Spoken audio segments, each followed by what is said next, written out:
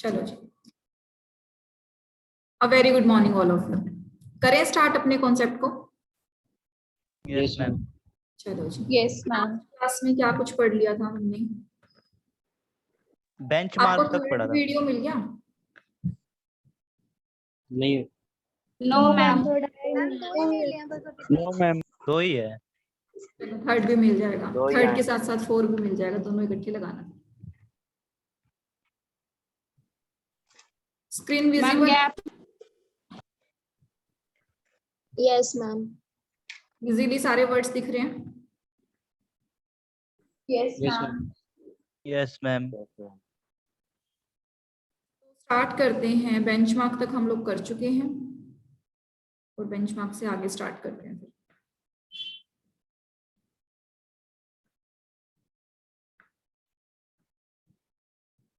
चलो जी,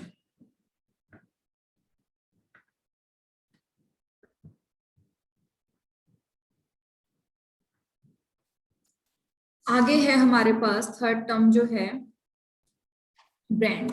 अब ब्रांड क्या होता है? अब ब्रांड को देखा जाए तो ब्रांड के बड़े सारे नाम हो सकते हैं कि हम लोग के लिए ब्रांड क्या है। अगर एडिडास की बात करें तो वो हमारे लिए ब्रांड है। अगर कोई लोकल कंपनी होएगी तो वो हमारे लिए ब्रांड नहीं है। तो ब्रांड वैसे एक्चुअल में होता क्या है? तो brand is a specified type of product. Brand कुछ नहीं है। अगर एज पर द लॉ बात करें तो ब्रांड है कि किसी का आपने नामकरण कर दिया, किसी के सिंबल को आपने रिकॉग्नाइज करवा लिया, किसी के सिंबल को आपने रजिस्टर करवा दिया, वो ब्रांड है। तो यानी कि कोई भी चीज, कोई भी प्रोडक्ट जिसको रिप्रेजेंट किया जा सकता है नेम, सिंबल, डिजाइन, लोगो, पैकेजिंग के साथ, वो क्या है आपका? वो ब्रांड है। यानी कि एक प्रोडक्ट को दूसरे प्रोडक्ट से आइडेंटिफाई करने के लिए।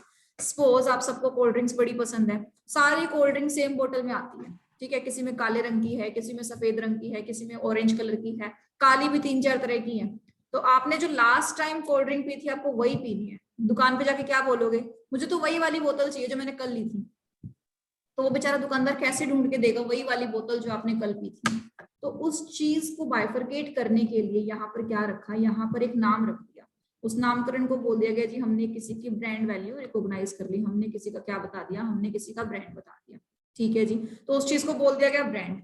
लेकिन धीरे धीरे क्या देखा गया?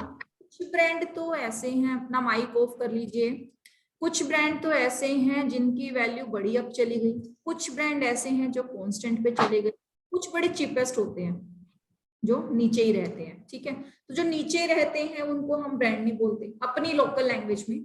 एक्चुअल लैंग्वेज की बात नहीं कर रहे, लोकल लैंग्वेज की बात कर रहे हैं। जो बड़े सस्ते से चीपर से प्रोडक्ट है उनको तो हम काउंट ही नहीं करते डेफिनेशन में। जो नॉर्मल एवरेज प्रोडक्ट है उनको हम फिर भी बोल देते हैं कि गुड क्वालिटी प्रोडक्ट्स हैं। ब्रांडेड तो नहीं है बट ब्रांड जैसे ही है। हमारे लिए ब्रांडेड क्या? हमारे लिए ब्रांडेड वो हैं जो महंगे महंगे प्रोडक्ट्स आते हैं। तो उस चीज की अगर मैं बात करूं, यानी कि उन प्रोडक्ट्स को जिनको हम ब्रांड बोलते हैं, उन प्रोडक्ट को बुक्स क्या बोलती हैं, उन प्रोडक्ट को हमारे अकाउंटिंग ट्रीटमेंट्स क्या बोलते हैं? उसको वो बोलते हैं ब्रांड इक्विटी। इक्विटी मतलब वैल्यू या फिर वो नेटवर्क जो कंपनी ने कमाई है, ए काइंड ऑफ की ब्रांड वैल्यू। कंपनी ने अपनी ब्रांड की वैल्यू क्रिएट की है। अब आप शूज लेने चले जाओ, अब आप रेड टेप के उसके एडिडास के लोगे, स्पोर्ट शूज में एडिडास हो गया आपका, तो अगर उसके शूज लोगे तो वो आपको महंगे मिलेंगे। वहीं आप लोकल चले जाओ किसी दुकान पर, वो आपको शायद 500-600 में भी देते हो शूज। तो वो क्या है? एडिडास के शूज महंगे क्यों हैं? क्योंकि उसने ब्रांड बनाया है। ठीक है, तो कुछ ब्रांड महंगे क्यों होते हैं? क्योंकि वो उसी तरह का मार्केट में क्या दे रहे हैं? क्वालिटी दे रहे हैं। प्लस एज्यूम कस्टमर को ज्यादा प्रेफरेंस मिलती है उस ब्रांड को, यानी कि कस्टमर क्या है? Brand loyal. कस्टमर जाता है उसके पास, इसीलिए वो अपने प्राइस को हाई भी करता रहता है तो भी कस्टमर स्टेबल रहता है। सौरभ जी माइक ऑन है आपका। ठीक है जी, तो उस चीज से क्या रहता है? उस चीज से आपकी ब्रांड की जो वैल्यू है वो मेंटेन रहती है। तो ब्रांड इक्विटी क्या है? Brand equity value of brand है जो कि हेल्प करती है उस पर्टिकुलर प्रोडक्ट को मार्केट में अवेलेबल अदर प्रोडक्ट से ऊंची वैल्यू पर बेचने के लिए। So brand equity is based on the extent to which the brand has high brand loyalty, name awareness, perceived quality and strong product association। मतलब वो मार्केट में अपनी स्ट्रॉन्ग पहचान बना चुका है। तो अब ये ब्रांड इक्विटी जो है ये फिजिकल एसेट्स में आना चाहिए या इंटेंजिबल एसेट्स में? Intangible asset. हो सकते नहीं, मार्केट में रेपुटेशन बनाई है तो वो रेपुटेशन आपकी इंटेंजिबल है। तो ये कौन सी एसेट्स में कवर होगा? इंटेंजिबल एसेट्स के अंदर कवर होगा। इतना clear? Yes, Yes, ma'am. Yes, ma'am. Third है ब्रांड लॉयल्टी। ब्रांड लॉयल्टी क्या है? अब हमारे पास कुमकुम है, कुमकुम कहती है अपने को तो बस प्रोडक्ट चाहिए, किसी भी ब्रांड का हो कोई फर्क नहीं पड़ता। तो क्या कस्टमर जो क्या कुमकुम है एक ब्रांड लॉयल कस्टमर है? No ma'am. No, No, ma'am. ma'am. कहती है अपने को तो ना सस्ता और बढ़िया मिलना चाहिए, ब्रांड गया भाड़ में, कोई भी प्रोडक्ट मिल जाए सस्ता होना चाहिए और बढ़िया होना चाहिए, बस वो प्रोडक्ट मैं ले लूंगी। तो कुमकुम क्या नहीं है? कुमकुम ब्रांड लॉयल नहीं है। वहीं पर जी हमारे पास एक और लड़की है, इसका नाम ले, रिया का नाम लेते हैं, ठीक है। रिया स्पेसिफाइड है, रिया कहती है कि मुझे चाहिए तो इसी ब्रांड का चाहिए वरना चाहिए ही नहीं। तो रिया ने क्या किया? रिया ने बोला मैं ये चीज परचेज करूंगी तो उसी ब्रांड की लगूंगी। अब रिया को भूख लगी है, खाने का मन पिज्जा है, रिया कहती है मुझे डोमिनोज का पिज्जा मिलेगा तो ही खाऊंगी वरना ऐसे ही रह जाऊंगी, मुझे खाना ही नहीं पिज्जा। तो रिया क्या है?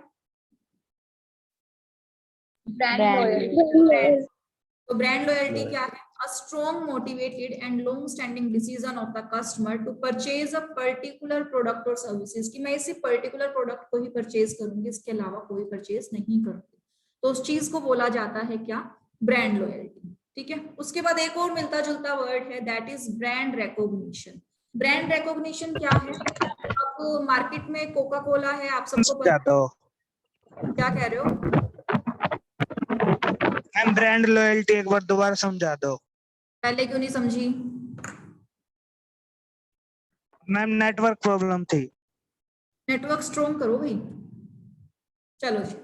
अच्छा चिंटू एक बात बताओ, आपको खाना खाना है, बाहर जाके खाना खाना है, तो कोई ऐसा पर्टिकुलर ब्रांड या कोई पर्टिकुलर चेन है होटल की जिसमें आप जाकर खाना खाओगे, किसी में भी काम चलेगा? Yes ma'am. तो अगर आपने फिक्स कर लिया कि मैं तो वहीं बैठ के खाना खाऊंगा, उसी जगह पर जाके खाना खाऊंगा, तो आप ब्रांड लॉयल हैं, आपको कोई फर्क नहीं पड़ता, खाना आना चाहिए, तो आप क्या हैं? लॉयल कस्टमर है। आप लॉयल कस्टमर नहीं है, कुछ फर्क नहीं पड़ता, किसी भी रेस्टोरेंट का आए कुछ भी आए, मेरे को तो बस खाना चाहिए, तो आप क्या हैं? ब्रांड लॉयल नहीं है। ठीक है जी। नेक्स्ट क्या है? Okay ma'am. नेटवर्क स्ट्रॉन्ग करो, बड़ा वीक चल रहा है आपका, फ्लक्चुएशन ज्यादा है उसमें।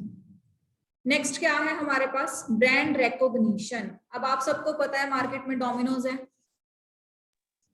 आप सबको पता है मार्केट में पिज्जा हट है, पता है कि नहीं पता? या मैं assume करूं? Yes, ma'am. आप सबको पता है कि मार्केट में पिज्जा विंग्स है। Yes.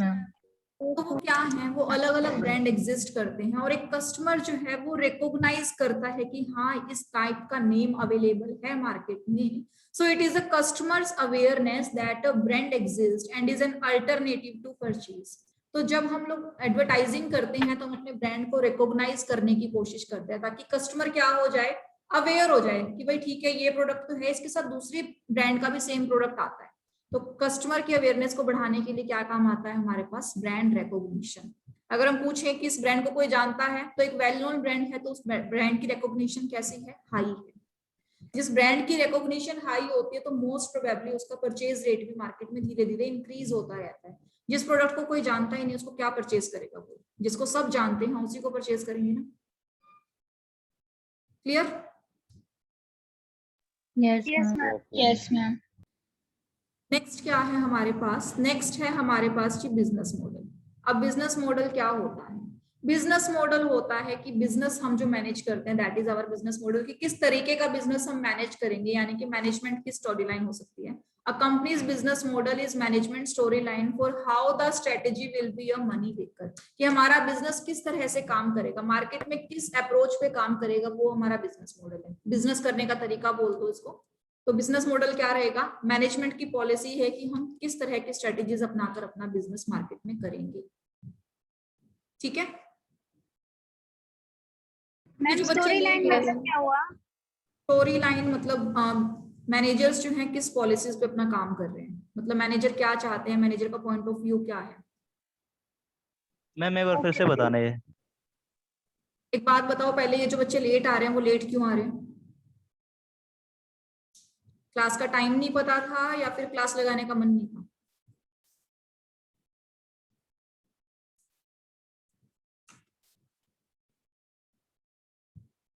बताओ।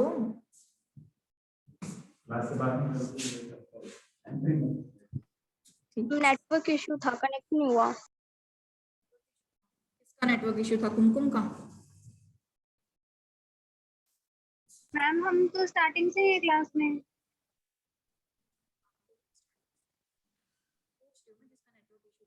आपकी वॉइस नहीं आ रही है। मैम वॉइस नहीं आ रही मैम आपकी। अब आ रही है? यस अब मैम। आ रही है। Yes ma'am. इससे पहले मैंने बोला ही नहीं था कुछ। चलिए बोल जी, दो। बिजनेस मॉडल है। बिजनेस मॉडल क्या होगा आपका? Business ma'am. मॉडल होगा, हाँ जी, बिजनेस मॉडल एक बार फिर से बताओ।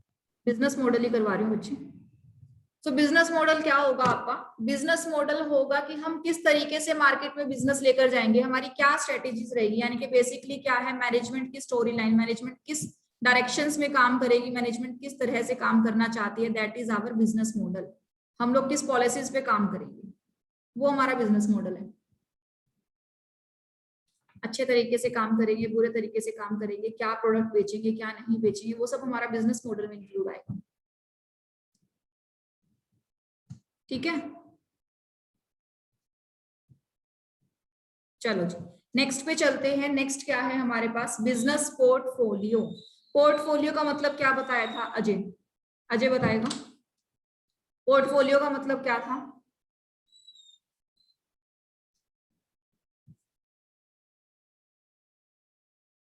Ajay, are you in the class? Yes ma'am. Portfolio हाँ जी, पोर्टफोलियो मैम डिफरेंट चीजों का कलेक्शन है। डिफरेंट डिफरेंट चीजों का जब हम कलेक्शन करके रखते हैं तो अपना पोर्टफोलियो इंक्रीज करते हैं। वैसे ही बिजनेस अपना पोर्टफोलियो कैसे इंक्रीज करेगा? जब बिजनेस कोलेक्ट करेगा different different business products and services, तो वो अपने बिजनेस का एक पोर्टफोलियो क्रिएट कर रहा है। सो business portfolio is the collection of businesses and products. Different different businesses को एक साथ करने का मतलब क्या है? वो अपने बिजनेस का पोर्टफोलियो इंक्रीज कर रहा है। क्लियर इतना? B2B क्या होता है? Yes, sir. Business to business. Difference ma'am, हाँ जी, डिफरेंट बिजनेसेस करना तो डाइवर्सिफिकेशन में आ जाएगा। डाइवर्सिफिकेशन करते हो तभी तो पोर्टफोलियो कलेक्ट होता है। तो उसको अलग से पोर्टफोलियो भी बोलेंगे। डाइवर्सिफिकेशन इज व्हाट, कि आपने ए भी बिजनेस किया हुआ है, बी बिजनेस में भी हाथ डाला हुआ है, सी बिजनेस में भी। ये क्या क्या हुआ? आपने मनी को डाइवर्सिफाई किया हुआ है। इन सबको इकट्ठा क्या बोलेंगे? ये आपका बिजनेस पोर्टफोलियो है। आपके पोर्टफोलियो में Okay, ए ma'am. बिजनेस भी है, बी बिजनेस भी है और सी बिजनेस भी। ठीक है, यस मैम। चलो जी नेक्स्ट है क्या हमारे पास? Business to business. Business to business क्या है? बता दो। एक प्लस टू बिजनेस की चीजें। एक्टिविटी दूसरे बिजनेस के साथ रिलेटेड होती है। बिल्कुल, जो ऐसी जिसमें दो मार्केटिंग बिजनेस आपस में ट्रेड करते हैं। बिल्कुल सही। ऐसी मार्केटिंग एक्टिविटी जहां पर एक बिजनेस दूसरे बिजनेस को कनेक्ट करता है, यानी कि एक बिजनेस का प्रोडक्ट दूसरे बिजनेस तक जाता है, तो हम क्या कर रहे हैं? हम B2B कर रहे हैं, यानी कि बिजनेस टू बिजनेस कर रहे हैं। अगले पे आ जाओ जी, बाइंग बिहेवियर। बाइंग बिहेवियर क्या होता है हमारे पास?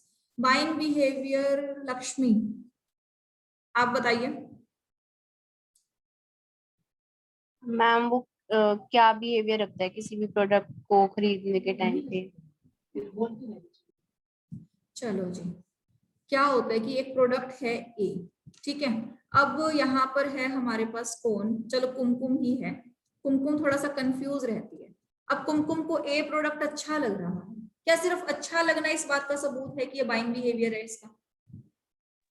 No ma'am. No ma'am, price भी हो सकता है। और फैक्टर्स भी इफेक्ट करते हैं। मैम बहुत सारे फैक्टर वो करती इफेक्ट करते हैं मैम। बहुत सारे फैक्टर होते हैं, लेकिन बाइंग बिहेवियर कब आएगा? जब कुमकुम डिसाइड कर रही है कि मैं इसे परचेज करूं या नहीं, यानी कि कुमकुम रेडी है परचेज करने के लिए। अब उसका बिहेवियर कैसा है? उसका बिहेवियर खरीदने वाला है, मार्केट घूमने वाला नहीं है। अब मार्केट में गई, मार्केट में प्रोडक्ट परचेज करना चाहती है, सो बाइंग बिहेवियर है इसका।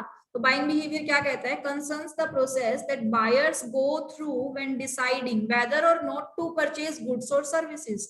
तो बायर देखेगा कि मुझे गुड्स सर्विसेज लेनी है या नहीं लेनी। अगर उसकी इच्छा है कि मुझे सर्विसेज लेनी है, गुड्स लेनी है, तो वो किस बिहेवियर के साथ आएगा?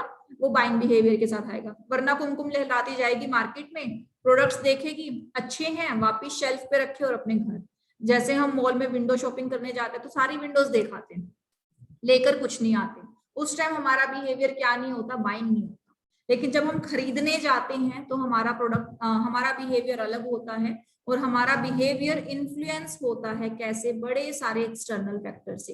क्वालिटी कैसी है प्रोडक्ट की, क्या प्रोडक्ट लेने लायक है या नहीं, क्या मुझे एक्चुअल में वो प्रोडक्ट चाहिए, क्या उस प्रोडक्ट का प्राइस सही है जो उस प्रोडक्ट पे लिखा हुआ है, क्या उस प्रोडक्ट की उतनी वर्थ है। तो इस तरह की चीजें हम कैलकुलेट करते हैं। तो जब हम इस तरह की चीजों पे नेगोशिएशन करते हैं तो हमारा बिहेवियर कैसा माना जाता है, बाइंग बिहेवियर। आगे आ जाओ जी। आगे है हमारे पास कैश डिस्काउंट। कैश डिस्काउंट क्या होता है? टाइमली पेमेंट करने पे अगर उससे कैश पेमेंट भी मिलता है, समय पेमेंट करने पे कैश का कैश। डिस्काउंट दे देते हैं, एक रिड्यूस कर देते हैं उसके प्राइस में। बिल्कुल, आपने सामान खरीदना है, वो बोलता है कि कैश पेमेंट करके जाओगे ना तो मैं आपको 2% एक्स्ट्रा डिस्काउंट दे दूंगा। तो वो क्या कर रहे हैं, वो दे रहे हैं कि आपको प्राइस पे तो कम कर दूंगा मैं, लेकिन ताकि आप सेल कर पाओ। सेल भी कैसा, कैश बेसिस, केस नहीं है यहाँ पर, कैश आएगा। Sale on cash basis. हम उधार में माल नहीं बेचना चाहते हैं तो लोगों को प्रोवोक करते हैं कि आपको एक्स्ट्रा बेनिफिट मिलेगा, 2% का एक्स्ट्रा डिस्काउंट मिलेगा अगर आप सारा का सारा पैसा आज कैश दे जाते हैं। तो cash discount is reduction in price of goods just for taking the benefits of cash sale. Next आ जाओ जी। नेक्स्ट है हमारे पास कॉम्पिटिटिव एडवांटेज। कॉम्पिटिटिव एडवांटेजेस क्या होते हैं? ऐसे एडवांटेजेस जो आपको मिलते हैं अगेंस्ट योर कॉम्पिटिटर।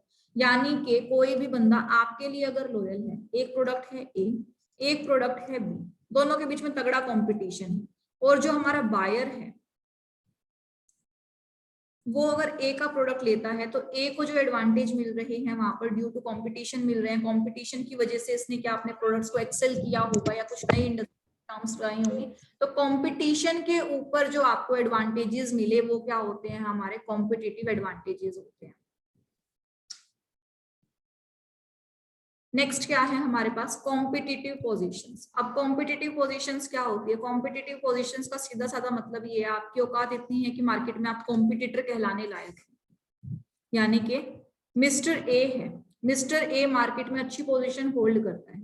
अगर मिस्टर बी मार्केट में नया नया आया लेकिन इसकी एग्जिस्टेंस से ए को फर्क नहीं पड़ता, तो क्या बी होल्ड करता है मार्केट में competitive position? No ma'am. No ma'am, फर्क नहीं पड़ता। अगर बी ने भी अपना प्रोडक्ट अपने पैर मार्केट में जमा लिए कि ए को टक्कर देने निकल गया, अब क्या ये दोनों आपस में कॉम्पिटिटर हैं? Yes. तो क्या बी कॉम्पिटिटिव पोजीशन होल्ड करता है अगेंस्ट ए? Yes ma'am. तो कॉम्पिटिटिव पोजीशन क्या है? एक बंदे की इच्छा है, ऐसी इच्छा कि मैं चाहूं कि इंडस्ट्री मुझे रिकॉग्नाइज करे। So competitive position is nothing, a firm or a wishes to achieve within its industry as measured against its competition. कि मुझे कोई अपना कॉम्पिटिटर समझे। जैसे कि आप अगर क्लास में 60 बच्चे हैं तो आप 60 बच्चों में से क्या होगा, आप देखोगे कि जो बच्चा टॉप में चल रहा है, टॉप 10 में चल रहा है, बाकी के 50 के अंदर वो इच्छा होगी कि मैं भी टॉप 10 में आऊं, मैं भी कॉम्पिटिटिव पोजीशन। यानी कि जो टॉपर बच्चे हैं उन्हें डर लगे कि ये क्लास का फर्स्ट बन जाएगा बच्चा, तो उस चीज को बोला जाता है कॉम्पिटिटिव पोजीशन। तो कॉम्पिटिटिव पोजीशन गेन करने के लिए आपको अपने अंदर सुधार करना चाहिए, दूसरे वालों के टांग खींचने चाहिए। अपने अंदर खुद में बिल्कुल, खुद में सुधार करना चाहिए। चलिए जी, नेक्स्ट टर्म है हमारे पास, बताइए। Excuse me ma'am. हाँ जी बताइए। मैम जो कॉम्पिटिटिव एडवांटेज में ये लिखा होता है कि एडवांटेजेस दैट अ फर्म लिखा होता है कि जो फर्म के पास होता है, उसका क्या मीनिंग होता है ma'am? Advantages that a firm has over its competition। यानी कि क्या बोलते हैं कि आप दोनों सारी कॉम्पिटिटिव पोजीशंस में होल्ड करते हो, ठीक है। अब कोई बंदा अपने कॉम्पिटिटर को छोड़कर कस्टमर्स को गेन कर लेता है, तो उसने क्या किया, जो उसने एडवांटेजेस कमाया वो कॉम्पिटिटर के ऊपर से कमाया। तो उसने कैसा एडवांटेज लिया, कॉम्पिटिटिव एडवांटेज लिया। या फिर क्या होता है, मान लेते हैं कि जिस टाइम पिज्जा ने ना, डोमिनोज ने एक पॉलिसी लॉन्च की थी, 30 मिनट्स में अगर डिलीवरी नहीं आई तो पिज्जा फ्री है, डिलीवरी इन 30 मिनट्स और पिज्जा फ्री, ऐसी एक पॉलिसी लॉन्च की थी। तो उस टाइम क्या किया था लोगों ने, उस पॉलिसीज का मतलब मिसयूज करने के लिए, चाहे कुछ भी करने के लिए, डोमिनोज की पिज्जा ज्यादा ऑर्डर की थी। तो डोमिनोज ने उस टाइम पर क्या किया, अपनी पोजीशन को स्ट्रॉन्ग करते हुए अपने कॉम्पिटिटर के ऊपर एडवांटेज उठाया due to some introduction of new policy या किसी भी तरह से। लेकिन कॉम्पिटिटर से एडवांटेज उठाना वो क्या होता है, उसका कॉम्पिटिटिव एडवांटेज। या कॉम्पिटिटर के ऊपर से एडवांटेज उठाकर लेके जाना। Okay ma'am. नेक्स्ट है हमारे पास कॉन्ग्लोमरेट डाइवर्सिफिकेशन। ठीक है, अब कॉन्ग्लोमरेट डाइवर्सिफिकेशन क्या होता है, उसको पढ़ने के लिए हमें पहले पढ़ना पड़ेगा कि हमारे पास डाइवर्सिफिकेशन दो तरह के हो सकते हैं।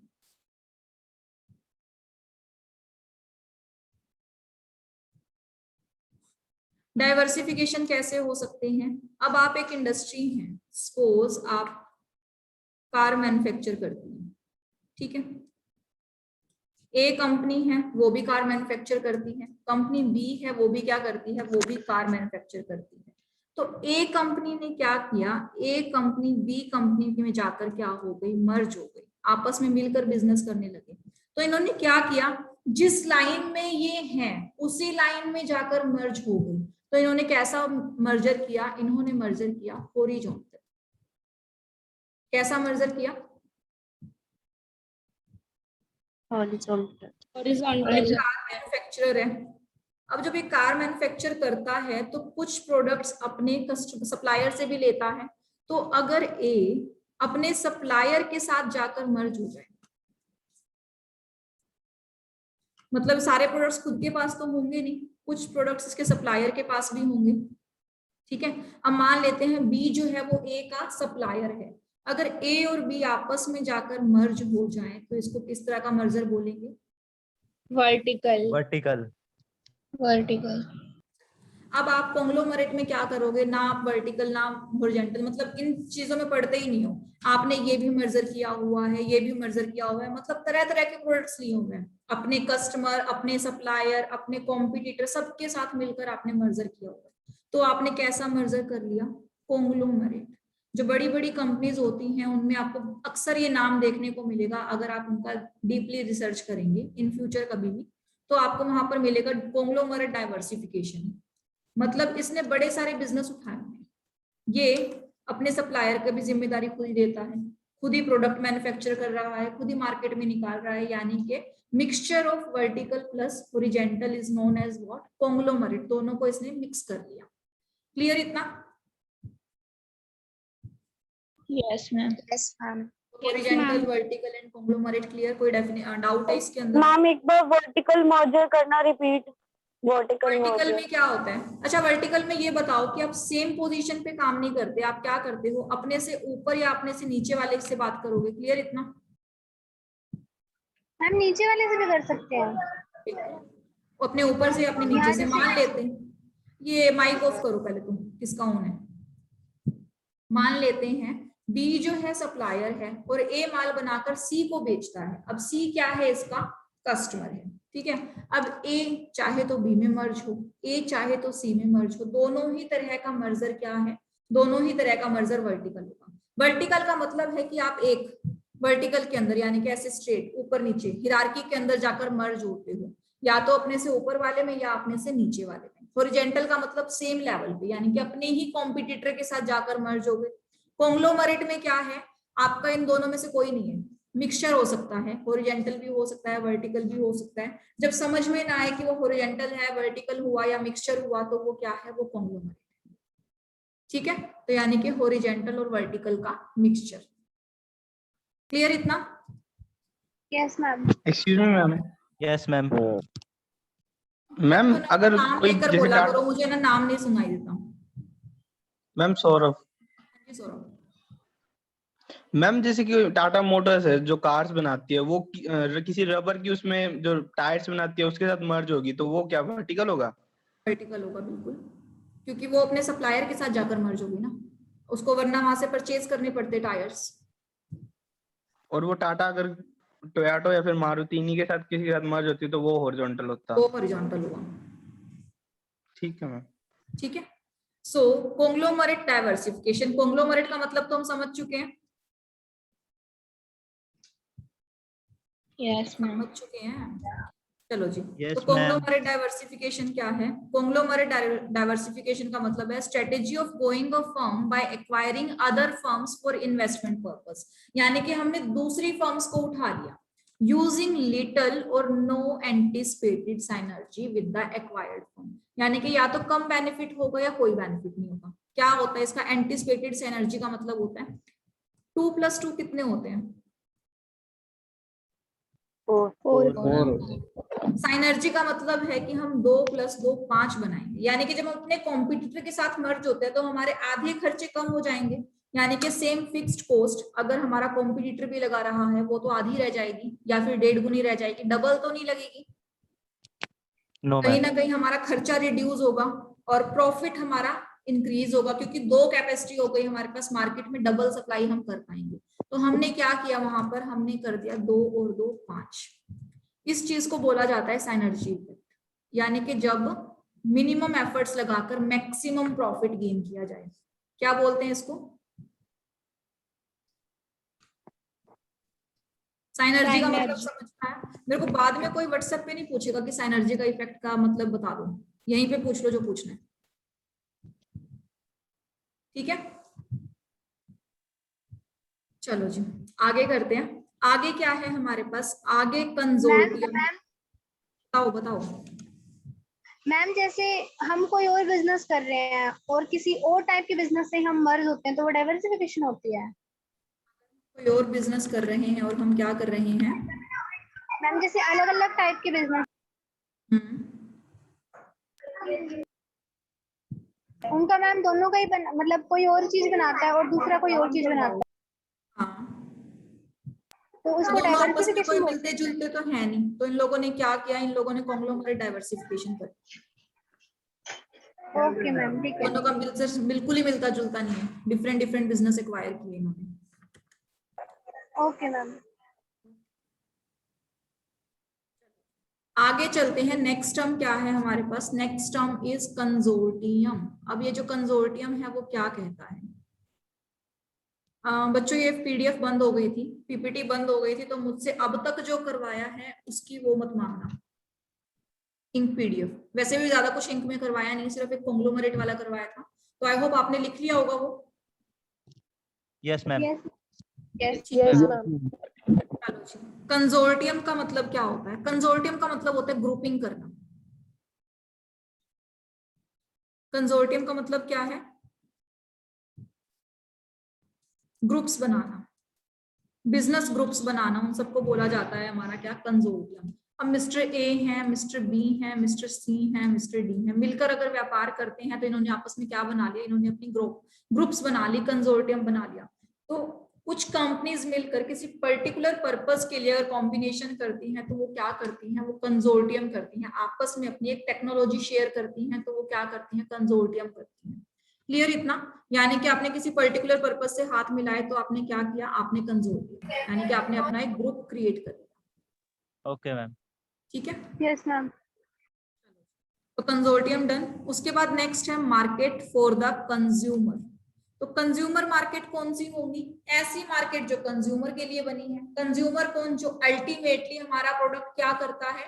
यूज करता है, अल्टीमेटली कंज्यूम करता है। तो consumer markets are the market for products और सर्विसेज बोथ बाय इंडिविजुअल्स, या तो वो खुद के लिए करेंगे या अपनी फैमिली के लिए करेंगे। तो दोनों ही हो सकते हैं हमारे कंज्यूमर, बंदा खुद भी हो सकता है अपनी फैमिली के लिए लेके जा रहा है, तो वो हमारे लिए तो क्या है? कंज्यूमर। और जिस मार्केट में ये सामान मिलता है वो मार्केट क्या है? Consumer market. कितनी तरह की मार्केट पढ़ चुके हैं हम? मैम मनी और तो मनी, कैपिटल, मनी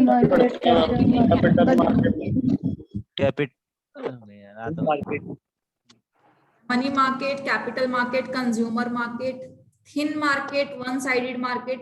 तो ये 5 तरह की मार्केट हम पढ़ चुके हैं अभी तक। आगे चलते हैं। अगला कॉन्सेप्ट क्या कहता है हमारे पास? अगला है जी हमारा कॉर्पोरेट कल्चर। कॉर्पोरेट कल्चर क्या होता है? कॉर्पोरेट कल्चर कुछ ऐसा डिफाइंड टर्म नहीं है, इसको डिफाइन करने वाला एक इंसान है। कौन? कंपनी का फाउंडर। अब जैसे कि यशस्वी एकेडमी मान लेते हैं, वैसे कॉर्पोरेट तो नहीं है, बट इसका कल्चर क्या है? किसके कल्चर पे बेस होगा यहाँ पे? टीचर, हमारे टीचिंग डायरेक्टर जी के, यानी कि जो यहाँ पर फाउंडर हैं, फाउंडिंग मेंबर्स होंगे या फिर फाउंडिंग मेंबर्स की जो टीम होगी वो बताएगी कि यहाँ का कल्चर कैसा होगा, क्या पॉलिसीज चलेंगी, क्या बिलीफ्स है हमारे, हम कैसा ट्रेडिशन फॉलो करते हैं। ठीक है, तो हमारा कल्चर जो है वो रेफर करेगा कंपनी की वैल्यू पे। हमारी वैल्यू कहाँ से आई? हमारे फाउंडर से आई, उनके बिलीफ पर, यानी कि जो इनका बिलीफ है, इनके बिजनेस प्रिंसिपल्स पर, इनके ट्रेडिशंस पर, ये किस तरीके से काम करना पसंद करते हैं, उसी तरीके से हमारा इंटरनल वर्क एनवायरनमेंट पूरा क्लियर हो जाता है। यानी कि कोई भी ऑर्गेनाइजेशन देखोगे तो उसके बेसिक बिलीफ जो है, एथिकल बोल दो आप, कुछ भी बोल दो, तो वो एथिक्स कहाँ से आते हैं? वो उसके फाउंडर की टीम से आते हैं। क्लियर इतना? Yes ma'am. यस मैम फिर से बताना, थोड़ा समझ नहीं आया। कॉर्पोरेट कल्चर क्या होता है? Culture of the corporates. अब हर एक कॉर्पोरेट का ना डिफरेंट डिफरेंट कल्चर होता है, ठीक है। अब क्या होता है, आप बोलते हो कि एमएनसी के कल्चर बहुत अच्छे होते हैं और दूसरी लाला टाइप कंपनीज होती हैं उनके कल्चर अच्छे नहीं होते। वो क्यों नहीं अच्छे होते? क्यों बेस्ड होते हैं डिफरेंट डिफरेंट एनवायरनमेंट पे? क्योंकि कॉर्पोरेट कल्चर कोई डिफाइंड टर्म नहीं है, कोई लॉ नहीं बोलता, कंपनी लॉ नहीं बोलता कि तुम्हें कॉर्पोरेट कल्चर बनाना है, कोई इंडियन लॉ, कॉन्ट्रैक्ट एक्ट कुछ नहीं बोलता कल्चर के बारे में। तो कल्चर क्या है? जिसने कंपनी क्रिएट की है, यानी कि कंपनी की जो वैल्यू है, कंपनी के फाउंडर की जो वैल्यू है, उसी की वैल्यूज को बोल दिया जाएगा कल्चर। कंपनी का जो फाउंडर है वो बड़ा दयालु किस्म का इंसान है, तो वो अपना कल्चर भी उसी तरह से बनाएगा, मतलब वो पब्लिक के वेलफेयर के लिए काम ज्यादा करता है, तो उस कॉर्पोरेट का कल्चर बन जाता है। उसकी एम्प्लॉयज पॉलिसी जो है उसी अकॉर्डिंग सेट होती है कि हमारा कल्चर है, हम दूसरों की प्रॉब्लम समझते हैं, तो वो उनका कल्चर बन गया। जैसे कि कॉर्पोरेट कल्चर क्या होगा? वर्किंग आवर्स कितने होंगे, छुट्टियां कितनी मिलेंगी। तो आपका ओनर क्या सोचता है? ओनर सोचता है कि इंसान तो गधा होता है, 7 दिन काम कराओ, तो आपका कॉर्पोरेट कल्चर कैसा हो जाएगा? वर्कोहोलिक। आपका ओनर सोचता है कि हम इंसान हैं, मशीन नहीं, 5 दिन काम कराओ, 2 दिन छुट्टी दो, तो आप बोलते हो कि हमारा कॉर्पोरेट कल्चर बहुत अच्छा है। तो कॉर्पोरेट कल्चर कुछ नहीं है, आपके ओनर की आदतें हैं बेसिकली। आपका ओनर कैसा है वही आपका कल्चर है। मैम ठीक है। ओनर ही डिसाइड करता है ना ये? ऑनर की तो चलती है, और किसकी चलती है? ऑनर के चलाने के बाद ही तो वो डिसाइड होता रहता धीरे धीरे। ऑनर कहता है कि मैं छुट्टी नहीं दूंगा, पैसे काटूंगा तेरे, तो वहां का कॉर्पोरेट कल्चर हो गया वैसा, पैसे कटेंगे ही कटेंगे, छुट्टी मिलेगी नहीं। ठीक है, ओके मैम। ओके जी। चलो जी, आप में से गाड़ियों का शौक किसको है? मुझे गाड़ी, लाउड म्यूजिक, सबको ही है। सबको ही आता है। चलो जी। सबको ही है। तो हम मान के चलते हैं कि गुरुवंश है हमारे पास एक, उसको बहुत पसंद है गाड़ियां और गाड़ियों में अच्छा लगा म्यूजिक सिस्टम। ठीक है, अब चला गया जी ये शॉप पर या फिर एक शोरूम पर चला गया गाड़ी खरीदने के लिए। ठीक है, अब गाड़ी वाले को पता है या फिर शोरूम वाले को पता है कि जो बंदा इस टाइप की गाड़ी लेता है ना, तो उसका एक हिस्टोरिकल पैटर्न देखा गया है कि वो साथ में म्यूजिक सिस्टम जरूर लगवाता है। तो आप क्या करते हो? आप लोगों के पैटर्न को कंटिन्यू करते हुए सामने वाले को आइडिया देते हो या सामने वाले को कॉम्बिनेशन बना के देते हो। देखिए सर, इसके साथ आजकल इस चीज का कॉम्बिनेशन बहुत अच्छा चलता है। तो वो जो सेलर है वो क्या करने की कोशिश कर रहा है? वो क्रॉस सेल करने की कोशिश कर रहा है। जब आप कोई ऑनलाइन शॉपिंग करते हो तो उसी के नीचे सजेशंस में आते हैं कि frequently boat with this together, यानी कि लोग इसके साथ ये भी परचेज करते हैं। तो आप क्या करते हो? साथ में आप क्रॉस सेलिंग करते हो।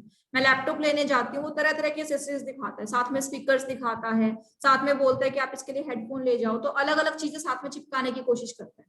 तो वो बंदा क्या कर रहा है? वो कंज्यूमर की हिस्ट्री जानकर, यानी कि कंज्यूमर के बाइंग पैटर्न को नोट करके वो क्रॉस सेल करता है, यानी कि एक्सेसरीज बेचता है साथ में। ठीक है, so using a customer's buying history to select them for related offers, और उसी से मिलते जुलते ऑफर्स आपको देता है।